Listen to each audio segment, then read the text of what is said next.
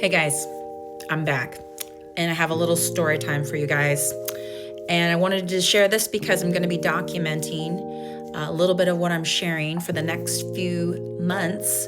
So I thought I'd start off with my first episode of Storytime. So I wanted to tell you guys a little bit about my life. And as you probably can see or have noticed, I am Asian. I've been asked my whole life, what are you?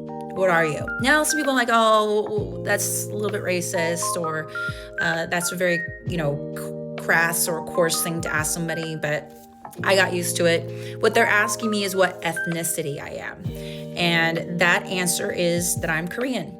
I've gotten a lot of answers to that question, like, oh, are you Japanese? Are you, all these different things, but I am Korean. And I've taken a 23andMe test that says that I'm 96% South Asian of Korean descent with like 4% Japanese. So surprise, surprise. But I wanted to tell you guys a little bit about my background. So as you guys can tell, I speak very good English, and that's because I was raised in the United States. However, I was born in Seoul, South Korea.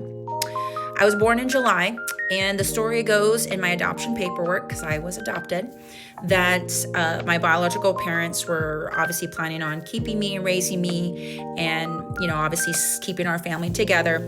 And it was stated that a few months after I was born that my biological mother passed away. It was something that could have been probably treated, but it sounds like they were very poor and could not afford the medical costs to get her treatment or to resolve whatever infection or issues she was experiencing. So it ended up causing her to pass away. It was a few months after the loss of my mother's life that my biological father intended to keep me, try to raise me on his own. He was using the support of neighbors to help care for me while he would go work during the day to earn a living. It was shortly after this time that they told him that, our generosity's been more than used up here, and so you're gonna have to find somewhere else to bring her. So what happened was he had no other options. It doesn't sound like they had any other family support. And so he went in the new year, around February, it states, to the orphanage that I was later dropped off at. But he asked questions, collected some information, trying to figure out what it would look like for him to decide to give me up for adoption, and asked to send me to the United States to have a better life. So he brought me back a few weeks later and surrendered his parental rights, and boom, bang, bing, I was brought to the United States probably around May of that year, so a few months after, in February. So I was in foster care for a few months as I was getting all of the paperwork my parents were getting worked out here in the United States, all the legalities that go through and the processes that have to happen through international adoption. And so I was raised in Nebraska. What's up, Huskers? So in the meantime, a lot of people have asked me over the years when they hear my story, have you ever been back to Korea? I've met a lot of servicemen. My husband's actually in the Air Force, or was retired Air Force now. And people would ask me, have you ever been back since, coming to the United States? And my answer for that is no. I've never been rich, still not rich. And opportunities to go over there, obviously you have to have some money to do so. And so over the years, I've talked about me wanting to go over there, but just, I've had 4 children. We've moved around. My husband's in the Air Force, and my adoptive parents, who I love and deeply miss every day, have passed away. And so we don't have like grandparents to watch our kids to go on trips and things like that, like a lot of people do. So with that being said, I've been wanting to possibly go back, and we finally pulled the trigger, and I've been saving for quite a long time, and we are going to Korea.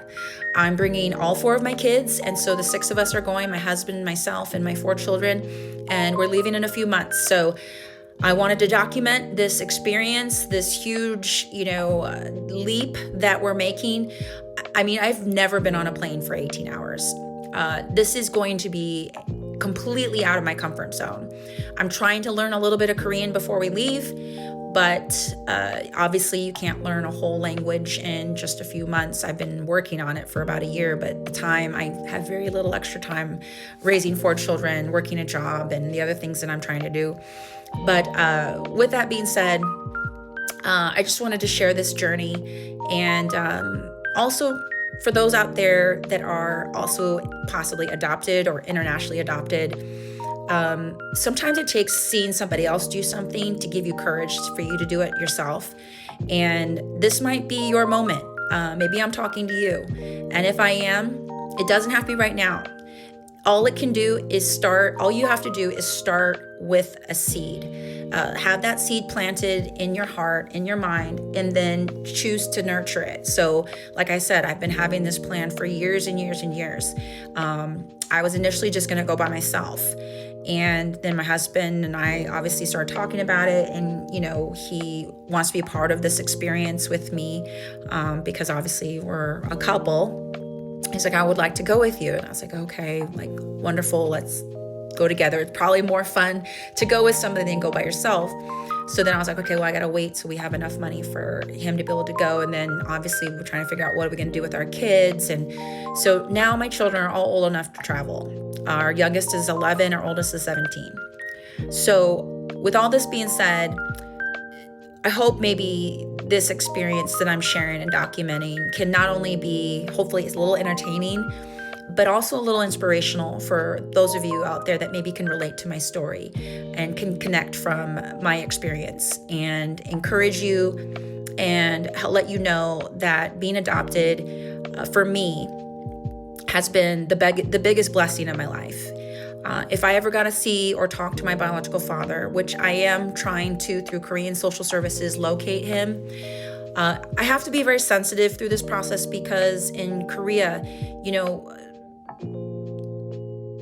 their culture is so different than American culture. So finding somebody that gave up their child over 40 years ago, I'm telling you guys, I'm 48, almost 49 in July. So I'm almost 50 years old.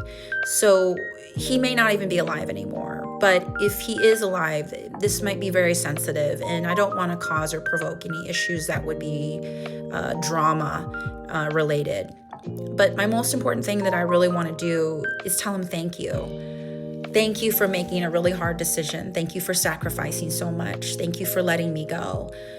You gave me a gateway to the best life that I could ever have asked for, or expected, or wished and dreamed of. And I just feel so honored, so blessed, so grateful.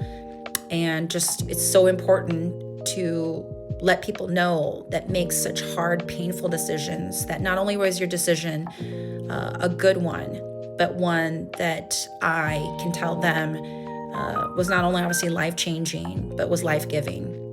And I just would love to tell somebody that. I think sometimes parents make hard decisions, and sometimes you regret it because of the pain that you feel when you let something happen, or you decided to do something was really hard. But anyway, we're going to Korea. So if you guys have any tips, tricks, or information you'd like to share with me, I would love to hear it. I'm on TikTok trying to learn and establish some outline of what we're going to do. We're going to be there for 2 weeks. We're going to spend so much to get over there. We're going to be there to soak it up and enjoy our trip. It may be one of the lifetime, or maybe the first of many. So we'll see. But thanks for listening, guys. Episode 2 coming very soon.